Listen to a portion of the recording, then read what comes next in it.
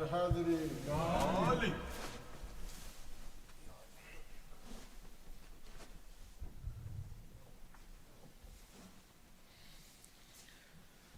أعوذ بالله من الشيطان اللعين الرجيم بسم الله الرحمن الرحيم الحمد لله رب العالمين الحمد لله الذي هدانا لهذا وما كنا لنهتدي لولا أن هدانا الله الصلاة والسلام على سيدنا ونبينا وحبيبنا ومولانا أبي القاسم مصطفى محمد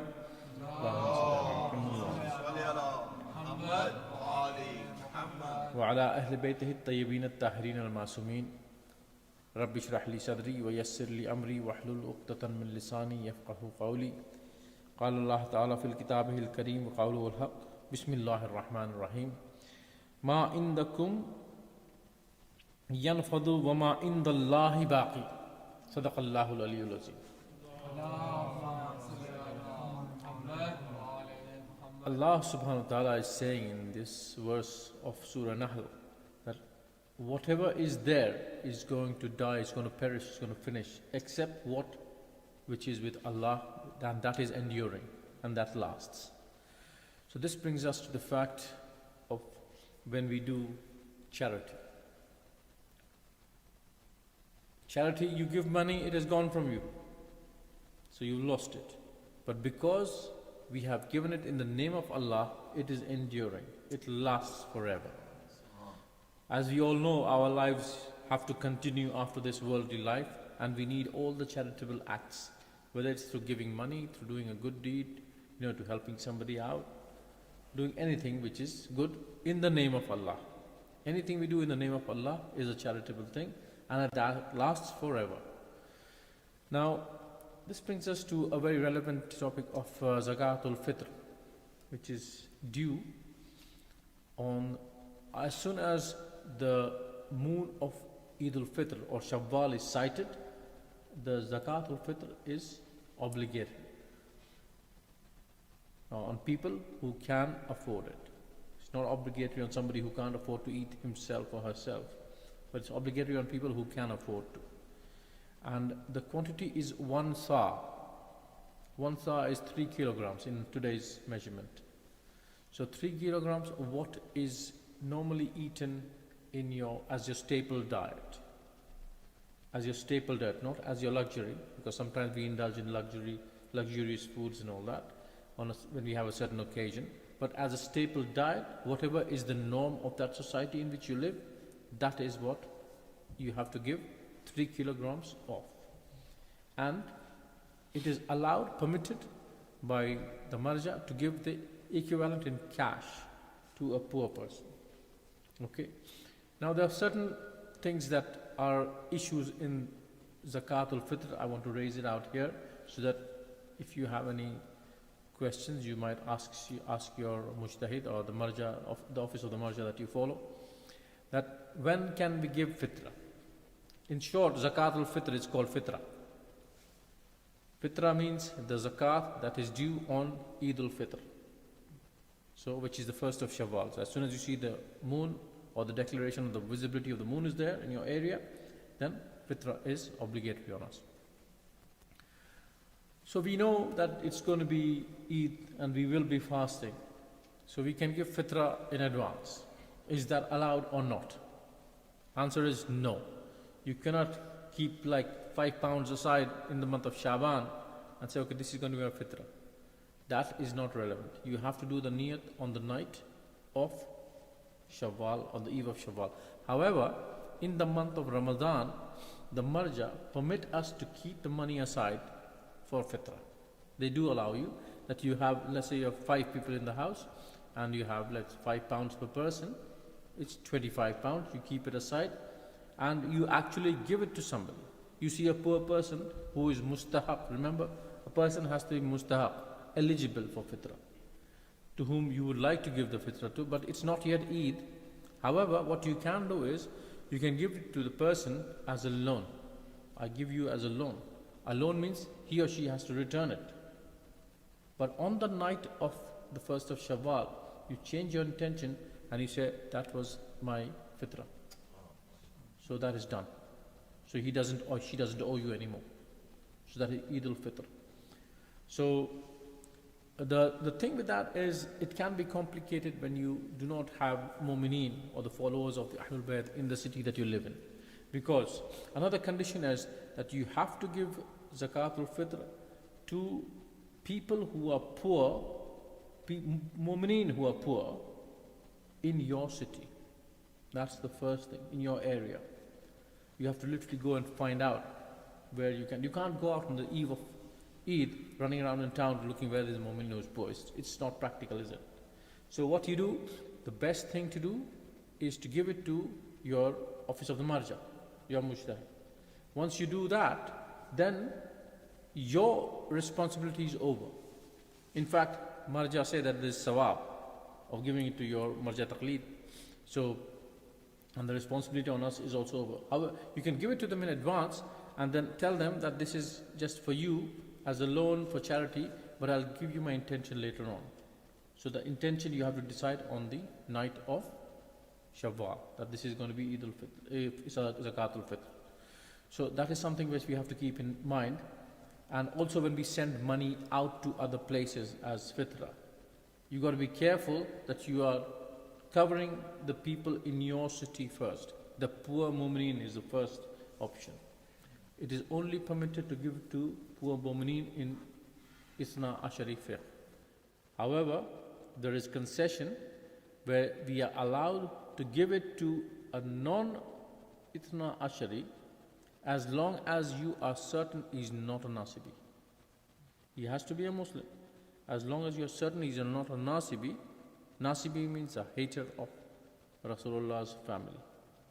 You cannot give it to him under any circumstances. However poor they might be, you can give them some charity if you feel like. There's not a problem at all. You can give charity to your enemies, it's not a problem. But you can't give Zakat al-Fitr to that person. Okay? So now, so all that, you have exhausted all those options. The thing is, you have to send it to somewhere else. You know, people like to send it to somewhere where there's more need. You know, you send it to Pakistan, for example. You can send it, of course, but again, the intention has to be done on the eve of Shawwal. It is important to be very considerate of that fact. Now, so who do you give it to? Is another thing. I have mentioned already, it has to be mu'mineen. It cannot be a nasibi. It has to be somebody who is eligible for it. How much do you give one person is another thing. For example, your fitra is £5. Let's say you have like 5 people, or let's say 10 people in the family for whom you collect you're liable for fitra. Let's say 10 people in the family, including your children, your family members, your in-laws have come in, whatever, your parents. So you are responsible for that. Let's say you have £100 to give. It is not allowed to give £50 to one person, 50 to the other. You cannot break the fitra. You have to give it to one. Complete fitra goes to one entity. One person to complete this. One fitra has one to person, go. One fitra. Yes. Yeah, you cannot break like, okay, I have £100, I give 50 to somebody, 50 to somebody. No. Your fitra goes to one entity, one whole. That's it. So, not the total, I have 5 members in my family. yeah, the total fitra. My fitra to someone. No, your fitra, you are liable for all the fitra. So that is one fitra. So, yeah. Definable this. Even this 5% is, they can give to 5% as well, because 5%, 1% fully fitra will be payable to the 1%. Okay, hold on. This is not discussion here. You can always discuss it with your marja's office. There are differences as well. It's not standard that you cannot break it down. The marja, different marja, like Ayatollah Sistani will say you can break it. Somebody will say, most of them will say, no, you can't break it. So you check it with your offices. I have heard the same. Yeah. I cannot split it. You cannot split it. So that's it. Now, important to understand that a person, for example, you can give one person, like 10 people decide to give the fitra to one person, for example. Now, we have to be careful that the fitra should not become in excess, like loads of money. Maximum fitra that can be given to one person is what is a shortfall for him in a year. For example, if he needs 100,000 a year for his expenses and he ends up with 90,000, the maximum fitra that can be given to that person is another 10,000. You can't all decide as a whole community, let's give 50,000 as zakat al-fitr to this one person because he's poor. Every month he's short by 800, 900 pounds. In a year he's short by 10,000 pounds. So that is the maximum you can give a person. That is that shortfall that is happening to him for the year, the maximum amount. So you cannot exceed that amount as far as zakat al-fitr is concerned. I hope I'm being clear. So it is important to know you can give whatever amount you want to, but you cannot just give everything to one person. The idea is to give it to as many poor people as possible and make them, include them in your happiness. Eid is a happy day. Eid is a day of happiness, it's a festival. So as many people as can be included in your festival is important. The other philosophy of fitra, which is very, very important for all of us and is very relevant, is the fact that when you give zakat, khums, when you give charity of your mal, it is a safety for your own entire property. All your wealth that you have, it's a safety. It's like an insurance policy for your wealth. When you give zakat al-fitra, it is an insurance policy for your life. This is the philosophy. You say £5, what's the matter? £5 is big premium for your life or small? Whatever. It's easier to pay, but you have to have, the main thing again here is intention. Intention has to be khalis, sincere for the sake of Allah subhanahu wa ta'ala, and then we have to pay it. And it is an insurance policy. Imam says, Imam Sadiq Salamullah says, that it is an insurance policy for your life, and the people for whom you're paying is their insurance policy for them. It becomes very important for us, right? So, no, don't neglect zakat al-fitra, because it is first of all a very small amount, a fairly small amount, and also it is not very difficult to give in this day and age, especially with online. You can send it to somewhere. If you can't find somebody in your own city, you can send it somewhere where there are people who are needy, right? Now, another technical aspect happens in this is the fact that who are you responsible for giving fitra for? Who are you responsible for? Now, it says somebody who is dependent on you. Now, keep that in mind. Salawat ala Muhammad wa ala Muhammad. So anybody who is dependent on you, the fitra for them is liable on you. Okay? Situation. Children go to study somewhere else. So they are not living with you. They study, let's say somebody studying in Durham University, or somebody studying in America, somebody studying somewhere else. They are studying, they are dependent on you. They are not living with you, but they are dependent on you. That means their fitra is on you. It is not about who is living with you at that time. You know, there's a term in Farsi which says nan-khor. Farsi people? Nobody? Nan-khor. Nan-khor is somebody, the Urdu translation that is done is basically who eats from you, who eats your bread. So basically who you're responsible for feeding. That translation has created a lot of confusion. In Farsi, all the, you know, Tawzil Masail and all, they say that anybody who's nan-khor, the responsibility for their fitra is on you. Basically, anybody who eats from you, the responsibility for their fitra is on you. So anybody who comes in the evening to your place on the eve of Eid al-Fitr, does that mean the responsibility is on you or not? For example, a guest comes in the evening. Is the responsibility for the fitra on you or not? Even if they stay overnight, if they have dinner with you, if they come before ghurub and they stay with you and stay on the day of Eid as well, is it on you or not? Okay, important thing. Okay, yes, everybody has their opinion, alhamdulillah, it is good. So, which means you are all thinking, subhanallah. And the thing is, most of the marja say that if somebody who is not dependent on you and comes and eats with you, the fitra is not on you.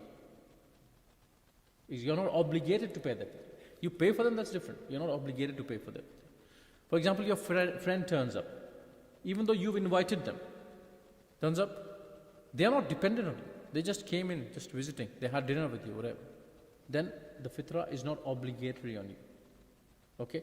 However, let's say, for example, your sister comes up. Your sister comes in, or your brother comes in and lives with you for the next 3-4 days, or even for 2 days. Now, till he is there, or she is there, the responsibility of him or her is on you. Their fitrah is on you. Okay? As long as, so non-khor, don't take it literally that who eats with you. Basically, that means whoever you are responsible for feeding. Whoever you are responsible for, their fitrah is on you. Another situation arises, for example, a girl who has been married, but they have not been sent to their husband's house yet. Who is responsible for her fitrah? Is it the father or is it the husband? If the father is taking care of all her expenses, it is her, it is him. If the husband has been taking care of her expenses, it is that person. So these are little technicalities. It might not be applicable to all of you, but it's good to know. Now, then you have this situation where, somebody is just visiting you for the night. According to Ayatollah Khomeini, Ayatollah Khamenei and all that, they are not, nobody can become dependent on you just because they've come in there for the night. So they are not dependent on you. Their fitrah is not on you. However, whoever's fitrah is on you, it is important for you to count that and give it. Extremely important. Do not neglect it. What's the latest you can give your fitrah? In the ghaibat of the imam, where the Salatul Eid is not obligatory, it's mustahab.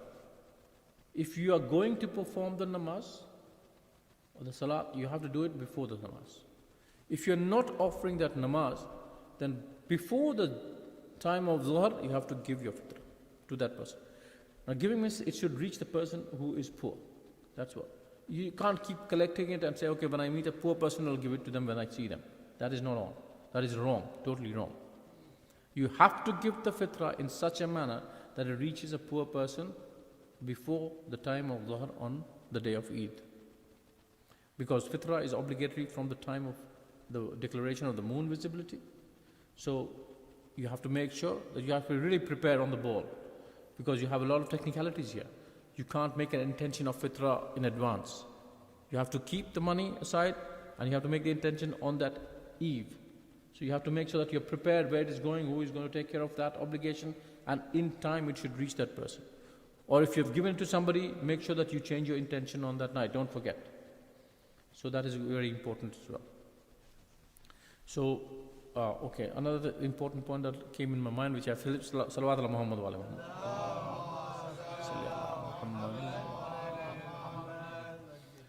Now, fitrah, who you cannot give to, is something, another point that came in was, if it's a moment, but he does not offer namaz. If you know, when I say no, that means there is a certain amount of certainty that if he does not offer namaz, if he openly does guna or sin, you should not be giving fitrah to that person. It's not allowed to give fitrah to a person who does. If you give, yes brother, if you give to somebody who is going to do some haram act, like go and buy some drugs or go and buy some alcohol, cannot give fitrah to that person. Yes brother. He accepts the vilayat of Amir al-Mu'minin alayhi salam. That doesn't matter. If he accepts the vilayat of Amir al-Mu'minin alayhi salam, technically, you're right, he's not practicing, technically he is classed as that. We are accepting that he is the follower of Imam Ali alayhi salam and the Imam Haram. So you cannot say that. Yes, brother. We normally practice Al-Quaim and charity madrasa in Pakistan or poor people. We follow Shah, Kafel, Ajnisar, Is that okay? According to most of our fuqaha, collecting fitrah and using it for purposes like madrasa is not permitted. It has to reach poor people. Okay. Other thing is, it has to be for food, which is one sa. You cannot say that, okay, they have money for food, they have the food in the house, but what they need is serious amount of medicine, which is expensive, they can't afford that. We should buy them medicine for that. Not permitted. You can give them the money and they do whatever they want to do with that, that's up to them. The money, the raqam has reached the mustahaq person. So madrasa normally not permitted. There might be exceptions in a one or two marja, I don't know, but generally fuqaha do not allow it for madrasa or for weddings, for poor people or something. You give it to the poor person, they do whatever they want to do. That's different. Yes, brother. As you mentioned that we can't collect and keep the money with us until we reach somebody and then give them physically. It has to reach somebody before Dhuhr if we don't offer the amount. If we offer the amount, it has to be there by Before, yeah. But normally the practice is when we come to the current center in the morning, we give we put it in the box. Which we place outside, and then we go from the box. Obviously, these are reflecting the fitra. Yeah. And I believe obviously, they will not be able to deliver it Yes. to the people the same day. So what's the situation in this? Yes. What the centers do is they give you an option of last resort. You haven't done it yet. Give it here. We'll make sure that it reaches you. Even though it is late, it is not classed as doing it on time because the money is not going to reach on time. Al-Quaim will send it somewhere and it will reach later on. Maybe they'll send it before Zuhr, who knows. But the point is that they are giving you a chance of last resort to complete your obligation. You have to make sure that you put the money aside before, if you know that it won't reach there before the Salat of Eid al-Fitr.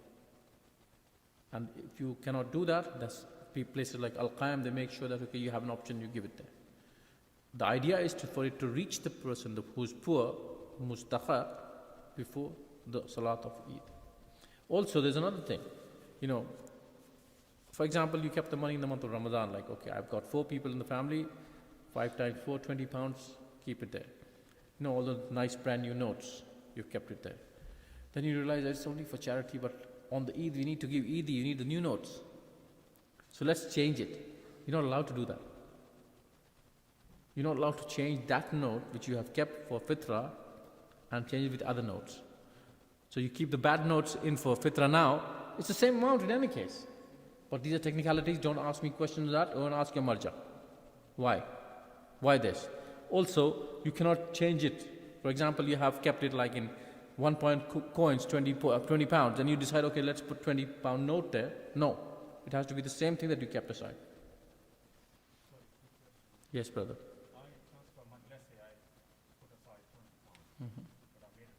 Yes, very, very good question. What happens is, when you transfer money from, for example, you're sending it to Pakistan, you send it Western Union, bank transfer, whatever. Money is going in pounds, and your money in pounds is going there to be given out in rupees, right? That is allowed by the marja, because there is no way out. There, they cannot use the dollars or the pounds. They can only use rupees. So that is permitted. Even if you're sending it cash by your friend who is going on holiday before Eid, that way it is allowed. Okay. For us living here, we've got only 2 options. Either we send it in advance like during Ramadan and keep it as a loan. Near for a loan or something, and then we change it on the Yes. Eid of Eid. Most people do like that. Yeah. The second resort is obviously we give it in the center because we can't really send money same day like Eid of Eid, and obviously because everything No. is closed there. No, on the same day. It's not possible. They can't collect the money same day over there as well. But that's true, because that's true. Obviously, Most of the places that I am aware of, they do their fitra on the eve of Eid, and it's very hectic. I've seen them because they have got all these bags they bought from the market and making sure sugar and wheat and some stuff, and they have a hectic schedule of lots of volunteers running around local areas, and you have to have a grassroots network to get it done. Otherwise, it's very, very difficult. So it's important that we have. If you give cash, it's slightly easier.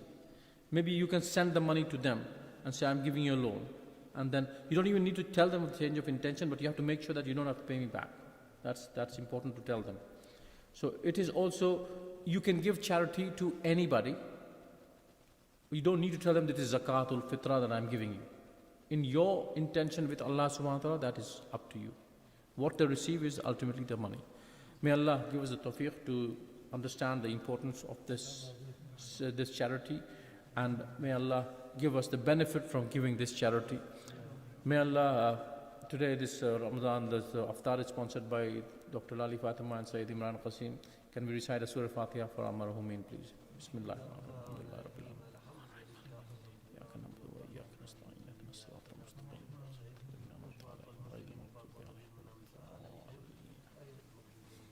Allahumma salli ala Muhammad.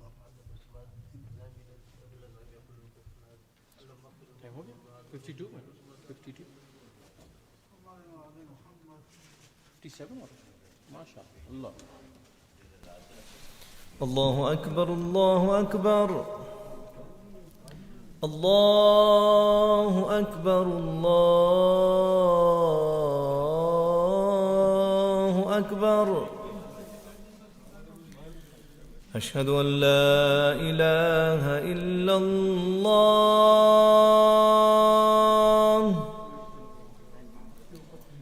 أشهد أن لا إله إلا الله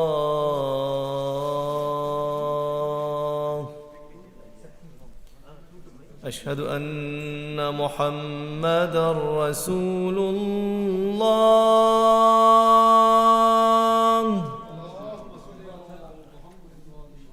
أشهد أن محمدًا رسول الله أشهد أن عليًا ولي الله